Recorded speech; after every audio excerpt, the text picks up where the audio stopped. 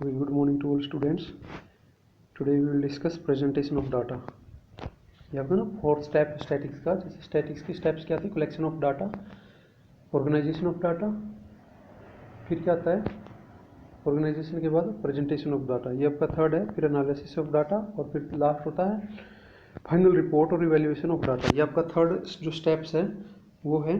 इसमें हम पढ़ेंगे कि डाटा को प्रेजेंट कैसे करना है। प्रेजेंटेशन बहुत इंपॉर्टेंट होता है। The presentation of data means exhibition of data in such a clear and attractive manner that it can be easily understood and analyzed.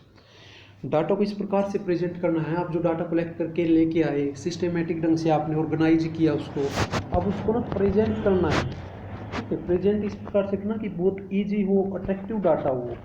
अब हम मेथड बताएंगे इसमें कि कौन कौन से मेथड होते हैं डाटा को प्रेजेंट करने के। टेक्सुअल, या तो टेक्स्ट में लिख सकते हैं, जैसे लाइनों में लिख सकते हैं उसको, टेक्स्ट अक्षरों में लिख सकते हैं। दूसरा होता है डाटा टेबल, टेबुलर प्रेजेंटेशन, उसको टेबल बना के रो और कॉलम में लिख सकते हैं उसको, ठीक, उस डाटा को। फिर डायग्राम बना के उसको प्रेजेंट किया जा सकता है, ग्राफिकल प्रेजेंटेशन। इस प्रकार ये प्रेजेंटेशन ऑफ डाटा, इसमें किस प्रकार से डाटा को प्रेजेंट किया जाता है। अब इनको अलग अलग पढ़ेंगे। टेक्सुअल में क्या होता है? In this data presentation in the form of text, इसको ना अक्षरों में लिखा जाता है, टेक्स्ट के रूप में प्रेजेंट किया जाता है। It is table when quantity of data is not large, जो बहुत छोटा डाटा हो तो उसको टेक्स्ट में रखा जाता है, प्रेजेंट किया जाता है उसको। Tabulation, second of tabulation, table बना दी जाती है उसको। टेबल जैसे किसी भी कोई भी जो डाटा होता है, इंफॉर्मेशन होती है, उसको टेबल में दिखाया जाता है। जैसे ना आपने उसमें एक्सेल शीट देखी होगी कंप्यूटर में, जो MS एक्सेल होता है उसमें बनाया जाता है टेबल नंबर। उसमें ना कुछ बातों का ध्यान रखना पड़ता है, जैसे टेबल नंबर कौन सी है, उस टेबल का टाइटल क्या है, ठीक। ऑप्टिकल और कॉमन हेडिंग्स क्या है, स्टब्स और रो हेडिंग, रो की हेडिंग है। जैसे ना आपको जैसे पहले लिखा जाता है कि किस चीज़ की लिस्ट है वो, पहले स्टूडेंट्स के नेम, रोल नंबर, ठीक है, पहले रोल नंबर, फिर नेम, फिर फादर्स नेम, फिर सब्जेक्ट का नाम, तो ये सब्जेक्ट का, तो वो जो ऊपर लिखा जाता है सब्जेक्ट 1, सब्जेक्ट 2, सब्जेक्ट 3, वो होता है वो इसकी कॉलम्स हेडिंग्स और रो हेडिंग्स। फिर होता है बॉडी ऑफ द टेबल, जो बीच में लिखे जाएंगे, उसके मार्क्स आएंगे, ठीक। फिर यूनिट ऑफ मेजरमेंट, कि किस में मापा जाता है वो मार्क्स, जैसे 100 का लिया गया है, 200 का पेपर है, तो उसके हिसाब से मेजरमेंट किया जाता है। या जैसे किसी उसको दूसरी चीज़ें होती है जो टेबल में दिखाई जाती है, जैसे टेम्परेचर दिखाया जाता है तो उसकी यूनिट लिखी जाती है, मेजरमेंट लिखा जाता है। फिर सोर्स, जो आपने टेबल बनाई है वो कहाँ से डाटा लिया है, हेड नोट और फुट नोट। हेड नोट और फुट नोट क्या था, जो नीचे लिखा जाता है, फुट नोट और हेड नोट जो ऊपर लिखा जाता है, मेन जो पॉइंट्स होते हैं उससे रिलेटेड,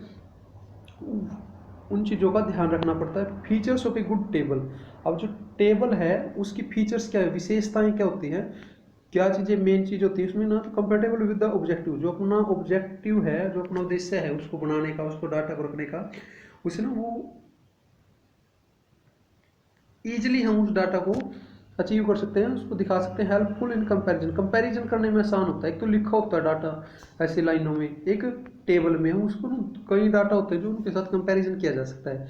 आइडल साइज, उसका टेबल का ना साइज छोटा होना चाहिए या आइडल होना चाहिए। बहुत बड़ी टेबल में डाटा सर्च करना या प्रेजेंट करना कठिन हो जाता है। स्टब्स कौन होता है, जो मेन पॉइंट्स होते हैं यहाँ पे, या जो कैप्शन होता है उसमें बताया जाता है कि किससे रिलेटेड है, जैसे टेबल 1, टेबल 2, टेबल 3 किससे रिलेटेड है, या कौन से रो, कौन से कॉलम में, तो इस प्रकार का जो टेबल होता है। फिर होता है हेडिंग्स इंपॉर्टेंट इसमें, कि हेडिंग का मतलब है पहले सब्जेक्ट 1 कौन सा है, सब्जेक्ट 2 कौन सा है, सब्जेक्ट 3 कौन सा है, टोटल मार्क्स कितने हैं, कितने मिनिमम मार्क्स है, वो सब दिखाए जाते हैं। परसेंटेज और रेशियो, परसेंटेज में दिखाया जाता है इसको। सोर्स ऑफ डाटा कहाँ से लिया गया, और सिंपलिसिटी, बहुत आसान होना चाहिए ताकि टेबल से देखते ही हमें डाटा समझ में आ जाए।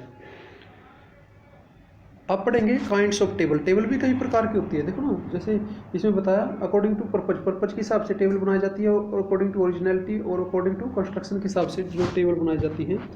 क्लासिफिकेशन ऑफ टेबुलर प्रेजेंटेशन, ठीक है, ये हम नेक्स्ट वीडियो में पढ़ेंगे। आज हम क्या पढ़ेंगे, सिर्फ जो टेबल है, टेबल की फीचर्स, टेबल के जो मेन बातें, मेन पॉइंट्स क्या ध्यान में रखने चाहिए, और forms of presentation of data. यहाँ तक आपको कोई भी कन्फ्यूजन है स्टूडेंट्स, यू कैन आस्क, ये आपको लिखना है, ठीक है। फेयर नोटबुक में आप फेयर नोटबुक बनाएंगे और उसमें अच्छे तरीके से लिखेंगे ये, ठीक है। यदि if any doubt you can ask, okay students.